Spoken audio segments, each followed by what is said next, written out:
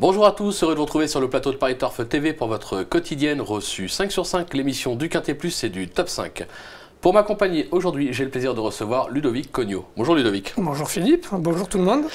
Ludovic, direction Saint-Cloud ce lundi, le prix du Palais Garnier, une épreuve pour 4 ans sur 1600 mètres, deux chevaux qu'on connaît bien dans cette catégorie. En effet Philippe, ce sont des concurrents qu'on a déjà vus la saison dernière à ce niveau de la compétition. Ils auront la chance d'évoluer sur l'hippodrome de Saint-Cloud, où toutes les tactiques de course sont envisageables, on l'a vu depuis le début de l'année. Le terrain sera très souple, donc priorité aux aptitudes aux nageurs. Avant tout, mais bon, sachez que tous les chevaux pourront s'exprimer librement, donc l'arrivée devrait être limpide, même si le lot, on le répète, est assez homogène. C'est clair, on va voir déjà votre sélection Ludovic. Donc j'ai placé en tête le numéro 2 Mountiza, le 6 4 Dream, le 4 Magnetic Gym, le 5 Listan, le 10 Usain Best, le 12 Rosy Blush, le 9 Rashk et le 7 Shana West. Alors, on bondit sur votre favori numéro 2 Mountiza, qui n'a plus à faire ses preuves à ce niveau, notamment sur la distance. Sa course de rentrée va lui avoir été bénéfique, on fonce. Ce sont tous les arguments que vous venez de dire, c'est ce que je voulais vous dire. Il vient d'effectuer une excellente course de rentrée à ce niveau, on a obtenu une 7e place. Il a obtenu 2 succès sur cette distance et compte 4 sur 9 à ce niveau de la compétition avec à la clé une victoire, associé à Maxime Guyon pour l'occasion, bien placé dans les stalles de départ. Et on sait très bien que les pensionnaires de Pierre Brandt réalisent un très bon début d'année et sont préparés avec soin pour ce type de tournoi. Donc on fonce. Ouais, c'est la base incontournable. On va voir justement ce qu'en pense son entraîneur Pierre Brandt, puisque Florent Guy a été à sa rencontre. On l'écoute. Oui, je trouve, il a bien pris sa course. Le terrain, ça ne le dérange pas. Il aime quand c'est des terrains comme ça. Et distance, c'est bon. On me va. Il est très régulier. Pia, est-ce qu'on sent que cette année, il peut gagner un quintet? Oui, je pense parce qu'il a montré, même l'année dernière, qu'il était compétitif dans les grands handicaps. C'est un cheval avec un très grand cœur et il va toujours faire son mieux. Il va faire son meilleur, on va lui faire confiance. On passe au numéro 6, Cat Dream, un cheval qu'on a pu présenter dans cette catégorie, une véritable rente pour les parieurs. C'est logique de le retenir aussi haut. En effet, il a couru à 4 reprises à ce niveau et a toujours été à l'arrivée.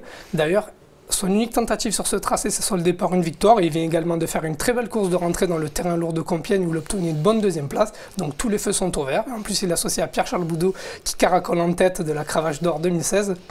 Base absolue. Ouais, c'est la confiance justement. Pierre-Charles Boudon, on va le retrouver puisque Florent Guy était à ses côtés. On l'écoute. Le cheval avait besoin de cette course de rentrée. Je pense qu'elle lui a fait grand bien. Il va retrouver une piste qui sera certainement un petit peu moins souple que la dernière fois. Ce ne sera pas pour le désavantager. Donc ce sera parfait. Donc avant le coup, c'est une première chance? Avant le coup, oui, c'est une première chance. En plus, c'est un cheval qui est assez facile à monter, qui aime bien dominer dans ses courses. Donc si on a la chance de tirer un bon numéro et de pouvoir dominer tout de suite, il sera certainement dur à battre.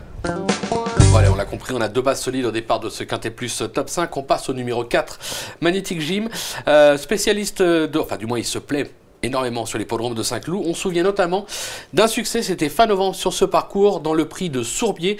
On va le voir, là, vous le voyez pas, il est où? Et hop, il apparaît, le voilà, et superbe fin de course. Sur cette image, on est obligé de le garder très haut. Il passe un sérieux test à ce niveau quand même en 42 valeurs, mais bon, comme vous l'avez dit, il n'a jamais déçu en 4 tentatives à Saint-Cloud. Dépend d'un redoutable entraînement qui est celui de Pascal Barry, est associé à Christophe Soumillon. Donc en plus, il a déjà fait ses preuves en terrain souple, donc c'est une priorité absolue. Oh, non, c'est clair. Surtout la fin de course, moi, elle était vraiment plaisante parce qu'il venait de loin. On n'a pas montré toute la course, mais il venait vraiment de très très loin. Il est passé entre les chevaux, un petit slalom géant. Il a dû jouer des coudes dans la phase finale. Franchement, et avec Soumillon, il ne devrait pas y avoir de soucis. Allez, on passe au numéro 5, Listan, cheval qui se montre d'une régularité pratiquement exemplaire depuis ses débuts.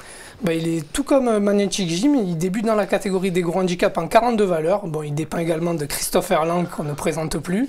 Il possède d'excellentes lignes et terrain et distance sont également dans ses cordes. Donc je pense qu'il ne le présente pas au niveau des gros handicaps pour faire de la figuration. D'ailleurs, il a déclaré dans la presse qu'il était très confiant. Donc moi, je bois ses paroles et je le place en 4e dans mon pronom, et s'il gagne, je ne serais pas étonné. Non, surtout qu'il sera associé à Stéphane Pasquier qui est en grande forme actuellement, donc on va s'en méfier également.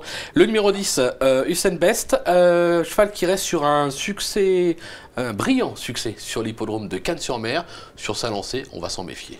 Ben, juste avant ce succès, il avait couru à ce niveau de la compétition en terminant 9e et en étant malheureux et en produisant une belle fin de course. C'est un fils de Whipper. Donc bon, moi j'aime bien les fils de Whipper et on sait très bien que ces rejetons vont sur le terrain. D'ailleurs, son entraîneur lui a redonné de la fraîcheur en vue de cet engagement. Il a déclaré qu'il effectuait un déplacement ambitieux. C'est un très bel outsider. Il devrait avoir une belle cote à l'arrivée. Ben, ne le négligez surtout pas. Ah oui, à ce point-là, c'est un coup de poker, mais qui peut être rémunérateur.